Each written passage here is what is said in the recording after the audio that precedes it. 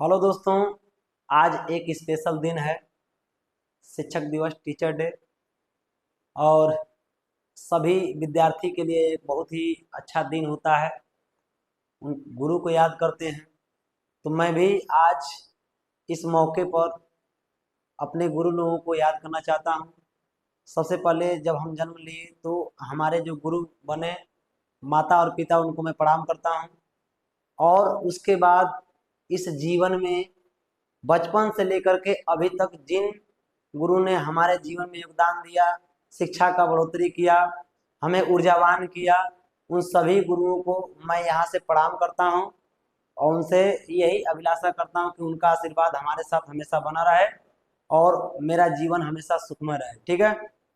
तो बस आज एक छोटा सा हम लोग टॉपिक समझने वाले हैं कि आखिर में टीचर डे मनाया क्यों जाता है, शिक्षक दिवस मनाया क्यों जाता है। उसी के बारे में हम लोग क्या करेंगे, जानने का इस वीडियो में प्रयास करेंगे। ठीक है, तो चलिए शुरू करते हैं। यह एक व्यक्ति हैं, इनका नाम है डॉक्टर सर्वपल्ली राधाकृष्णन। यह बहुत ही महत्वपूर्ण व्यक्ति हैं और यही हमें क्या करते हैं, शिक्षक दिवस मनाने पर क्या किए हैं, जोर दिए हैं। और हमें मौका मिला है इन्हीं के चलते कि शिक्षक दिवस हम लोग क्या कर पाए, मना पाए। तो चलिए देखते हैं क्या क्या इनके बारे में जीवनी इनका जानने का प्रयास करते हैं। यह ऐसे व्यक्ति हैं कि प्रारंभिक जीवन अगर इनका देखा जाए तो यह कहाँ जन्म लिए, तो यह जन्म लेते हैं हमारे 1888 में, यानी 5 सितंबर सन 1888 को। तमिलनाडु का एक गांव है, तमिलनाडु राज्य है, जानते हैं तमिलनाडु राज्य है। वहाँ एक गांव है तिरुतनी। ठीक है, तिरुतनी आंध्र प्रदेश का बॉर्डर है, देख लेंगे तमिलनाडु और आंध्र प्रदेश का बॉर्डर है, तिरुतनी गांव है। वहीं पर इस इन महान महान आत्मा का क्या हुआ था, जन्म हुआ था, डॉक्टर सर्वपल्ली राधाकृष्णन का। ठीक है। और यह ब्राह्मण परिवार से आते थे। और इनके पिताजी का जो नाम था वो था वीरा स्वामी। इनके पिताजी का नाम क्या था, वीरा स्वामी। और इनके माता का नाम क्या था, सीतम्बा था। ठीक है। और यह राधा कृष्णन जो थे धार्मिक परंपराओं में क्या थे, धार्मिक परंपराओं में संलिप्त रहते थे, धार्मिक मान्यताओं को मानते थे, उसी में यह क्या रहते थे, लिप्त रहते थे। ठीक है। लेकिन इनके परिवार की जो आर्थिक स्थिति थी वह क्या थी, कमजोर थी। थोड़ा सा क्या था, बैकग्राउंड इनका थोड़ा सा हल्का था, आर्थिक स्थिति कमजोर थी। ठीक है। उसके बावजूद भी इन्होंने शिक्षा के क्षेत्र में अपना कदम आगे बढ़ाया। क्या क्या किया इन्होंने, समझते हैं। शिक्षा के क्षेत्र में देखा जाए तो इनकी जो प्रारंभिक शिक्षा हुई वो गांव में हुई। आपको पता है कि तिरुतनी जो गांव है वहीं पर इनकी क्या हुई, प्रारंभिक शिक्षा हुई। ठीक है। बाद में उन्होंने मद्रास जो क्रिश्चियन कॉलेज है, मद्रास पहले समय में मद्रास हुआ करता था, मद्रास प्रांत हुआ करता था। ठीक है। तो मद्रास क्रिश्चियन कॉलेज से इन्होंने क्या किया, फिलोसफी किया। ठीक है। फिलोसफी करने के बाद स्नातक और स्नातकोत्तर की भी क्या की इन्होंने, डिग्री प्राप्त की। ठीक है। उसके बाद क्या हुआ, यह अपने समय में मेधावी छात्र रहे, बहुत ही पढ़ने लिखने में सक्षम रहे, मेधावी रहे। उन्होंने वेद का भी अध्ययन किया, उपनिषद का भी अध्ययन किया, भगवत गीता का अध्ययन किया, साथ ही साथ बौद्ध धर्म और पश्चिमी जो दार्शनिक है ना उनके विचारों को गहन अध्ययन किया। बहुत ही अच्छे तरीके से इन्होंने क्या किया, जानकारी अनुभव किया। ठीक है, जानकारी लिया वेदों से, उपनिषद से, भगवत गीता से, और साथ ही साथ बौद्ध धर्म से, और पश्चिमी कुछ दार्शनिक हैं उन दार्शनिकों से अध्ययन करके अपने ज्ञान को वृद्धि करने का प्रयास किया। और क्या किया इन्होंने, ये तो शिक्षा की बात थी। इनका शिक्षण जो जीवन था, वर्ष 1909 में अगर देखा जाए तो 1909 में इन्होंने मद्रास प्रेसिडेंसी कॉलेज में असिस्टेंट लेक्चरर के पद पे क्या हुए, नियुक्त हुए। ठीक है। यह 1909 में मद्रास में ही जो प्रेसिडेंसी कॉलेज है वहां पर असिस्टेंट लेक्चर के रूप में क्या हुए, अध्यापन अध्यापन कार्य करना शुरू किया इन्होंने। बाद में कहाँ चले गए, मैसूर विश्वविद्यालय, उसके बाद कलकत्ता विश्वविद्यालय, फिर बनारस हिंदू विश्वविद्यालय। ठीक है। और उसके बाद ऑक्सफोर्ड विश्वविद्यालय इंग्लैंड में दर्शन शास्त्र के प्रधानाध्यापक प्राध्यापक और विभागाध्यक्ष भी रहे। उनके व्याख्यान सरल, प्रेरणादायी और गहन होते थे। जो व्याख्या करते थे ना बहुत ही सरल तरीके से कर देते थे, बहुत आराम से कर देते थे। तो इन्होंने इतने विश्वविद्यालयों में अपना क्या किया, अध्यापन का कार्य किया। उसके बाद अपने जब चले गए इंग्लैंड, और इंग्लैंड में जाकर के इन्होंने विभागाध्यक्ष का भी काम किया और साथ ही साथ प्राध्यापक का भी काम किया। और क्या किया इन्होंने, देखा जाए दर्शन शास्त्र में इन्होंने क्या योगदान दिया, तो देखा जाए राधा कृष्णन जी ने भारतीय दर्शन संस्कृति को पश्चिम जगत के सामने प्रस्तुत किया। उन्होंने भारतीय अध्यात्म और वेदांत दर्शन को आधुनिक वैज्ञानिक दृष्टिकोण से समझाने का प्रयास किया। वो क्या किए कि जो अपनी बात थी, जो दर्शन में बातें की गई थी, उनको जो चीजें याद थी, उन्होंने क्या किया, वैज्ञानिक दृष्टिकोण से देखने का प्रयास किया और समझाने का प्रयास किया। ठीक है, इन्होंने 4 प्रकार की किताबें लिखी, बहुत महत्वपूर्ण है, इसको याद रखिएगा। एक है उनका इंडियन फिलोसफी, दूसरा है द फिलोसफी ऑफ द यूपेनिषेड्स, उपनिषद कह सकते हैं, उपनिषेड्स कह सकते हैं। उसके बाद eastern religions and western thought, ठीक है, उनकी किताब का नाम है। एक है the Hindu view of life.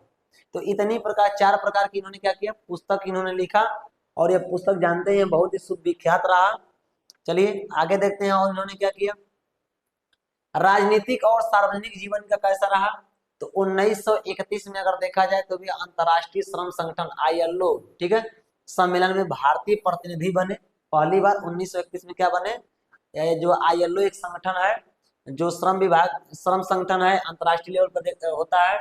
इस सम्मेलन में इन्होंने 1931 में क्या किया, भाग लिया, यानी प्रतिनिधि के रूप में भारत की ओर से गए थे। ठीक है, 1949 से लेकर के 1952 तक यह सोवियत संघ में भारत के राजदूत बने रहे। कब से कब तक, 1949 से लेकर के 1952, अर्थात 3 वर्षों तक ये क्या रहे, सोवियत जो संघ रूस था उसके क्या रहे, भारत की ओर से क्या बने रहे, राजदूत बने रहे। ठीक है, 1952 में वे भारत के प्रथम उपराष्ट्रपति बने। ठीक है, 1952 में भारत के प्रथम उपराष्ट्रपति चुने गए और 2 कार्यकाल तक इस पद पर बने रहे, यानी 2 बार क्या हुए, 2 बार उपराष्ट्रपति बने रहे, उपराष्ट्रपति। उसके बाद उपराष्ट्रपति पद के बाद, उसके बाद एक बार राष्ट्रपति बने। क्या बने, एक बार राष्ट्रपति बने। तो याद रखना है क्या, 2 बार उपराष्ट्रपति बने और एक बार क्या बने, राष्ट्रपति बने। ठीक है, और राष्ट्रपति जो बने थे दूसरे नंबर के बने थे। पहले नंबर पे जानते हैं आपके डॉक्टर राजेंद्र प्रसाद थे, दूसरे नंबर पे राष्ट्रपति बने कौन, हमारे डॉक्टर सर्वपल्ली राधाकृष्णन। और कब तक रहे, 1967 तक ये क्या रहे, 1962 से लेकर के 1967 तक ये हमारे क्या रहे, उपराष्ट्रपति पद पर, सॉरी, राष्ट्रपति पद पर बने रहे। 52 से देखेंगे, 1952 से लेकर के 1962 तक उपराष्ट्रपति, और फिर 1962 से लेकर के 1967 तक क्या रहे, राष्ट्रपति पद पर बने रहे। ठीक है, राष्ट्रपति पद पर बने रहे। ठीक है, इन्होंने योगदान दिया, राजनीतिक क्षेत्र में योगदान दिया। और क्या किया इन्होंने, शिक्षक दिवस की शुरुआत कैसे मानी गई, जब वो राष्ट्रपति बने ना, तो उनके कुछ छात्रों और मित्रों ने, क्योंकि यह अध्यापक थे, उनके कुछ छात्र थे और कुछ मित्र थे, वो लोग सोचे ना कि इनका जन्मदिन मनाया जाए।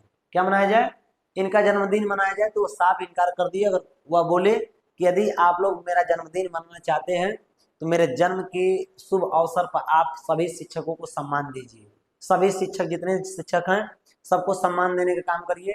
सबको आप क्या करिए, आज ही के दिन शिक्षक दिवस के रूप में मना लीजिए, ताकि सभी शिक्षकों को आज के दिन में क्या हो जाए, सम्मान मिल पाए। ठीक है, तो बस यही कारण रहा है कि शिक्षक दिवस जो है 5 सितंबर को ही मनाया जाता है। बस यह कारण है। क्या कारण है, बस इनका जन्म हुआ था डॉक्टर सर्वपल्ली राधाकृष्णन जी का, और यह हमारे जीवन में क्या करते हैं, हमारे जीवन के लिए या फिर देश के लिए बहुत ही ज्यादा योगदान देते हैं, जिससे इनके कुछ छात्र और कुछ मित्र लोग चाहते हैं इनका जन्मदिन मनाना, और मना करते हैं। मना करने के बाद, और जो इनका जन्म दिवस था, वो कहते हैं कि इस जन्म दिवस के दिन ही आप लोग शिक्षक दिवस मना लीजिए, ताकि सभी शिक्षकों को क्या हो सके, सम्मान मिल पाए। ठीक है, और इनको पुरस्कार की बात की, सम्मान की बात की, तो 1931 में ब्रिटिश सरकार के द्वारा इनको नाइटहुड की उपाधि मिली थी। किसकी, नाइटहुड की उपाधि मिली थी। 1954 में क्या हुआ, यह भारत सरकार ने इन्हें भारत रत्न, यानी पूरे भारत का जो सबसे सर्वोच्च सम्मान है, सर्वोच्च सर्वोच्च पुरस्कार है, सबसे बड़ा पुरस्कार है, वह क्या किया गया, इनको दिया गया भारत रत्न 1954 में। ठीक है, उन्हें टेम्पल्टन पुरस्कार और अन्य कई अंतर्राष्ट्रीय पुरस्कार से भी क्या किया गया, सम्मानित किया गया। यानी राष्ट्रीय स्तर पे तो पुरस्कारित किए ही गए, साथ ही साथ अंतर्राष्ट्रीय स्तर पे भी इनको बड़े बड़े पुरस्कार मिलने में सहायता मिली, और मिला भी। टेम्पल्टन पुरस्कार जो है अंतर्राष्ट्रीय पुरस्कार है। ठीक है, चलिए, और इन्होंने अंतिम जीवन कहाँ बिताया, तो राष्ट्रपति पद छोड़ने के बाद वो कहाँ चले गए, मद्रास, चेन्नई में रहने लगे। और 17 अप्रैल को, कब, 17 अप्रैल 1975 को 86 वर्ष की अवस्था में, 17 अप्रैल 1975 को 86 वर्ष की अवस्था में यह दिवंगत आत्मा को क्या हो गए, प्राप्त कर लिए। ठीक है, चलिए निष्कर्ष क्या निकलता है इससे? डॉक्टर सर्वपल्ली राधाकृष्णन महान दार्शनिक थे, शिक्षक थे, राष्ट्रभक्त थे।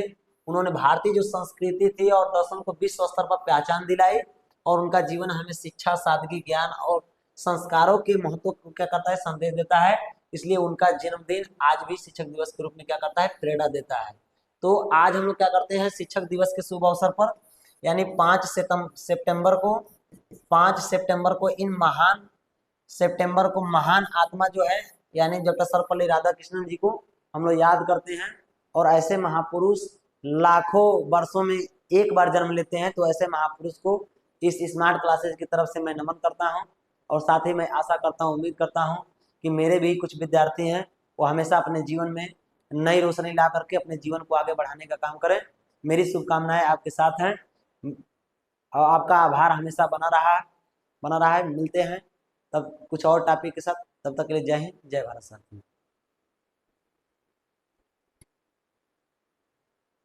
तो आज के लिए बस इतना ही। सभी मेरे प्यारे छात्रों को टीचर डे की हार्दिक शुभकामनाएं। आपका जो जीवन हो बहुत, तो आज के लिए बस इतना ही। तो मेरे जितने भी छात्र हैं उन सभी को टीचर डे की हार्दिक शुभकामनाएं। और मेरी इच्छा है, मेरी अभिलाषा है, मेरा आशीर्वाद है कि आप जीवन के उस ऊंचाई को छूने का प्रयास करिए जहां पर लोग जाने के लिए तरसते हों। तो आज यहाँ से मैं इस चैनल के माध्यम से मैं जितने भी हमारे गुरु हुए हैं उन सबको सादर प्रणाम करता हूँ। और मैं उनसे आशा करता हूँ कि उनका आशीर्वाद मेरे जीवन में हमेशा बना रहे, जिससे मैं आगे कार्यरत रहूं। उनका आशीर्वाद ही मेरे लिए मोटिवेशन है, मेरे लिए सब कुछ है। तो मैं सभी गुरुओं का प्रणाम करता हूँ, नमन करता हूँ। मिलते हैं नेक्स्ट वीडियो में, तब तक के लिए जय हिंद, जय भारत।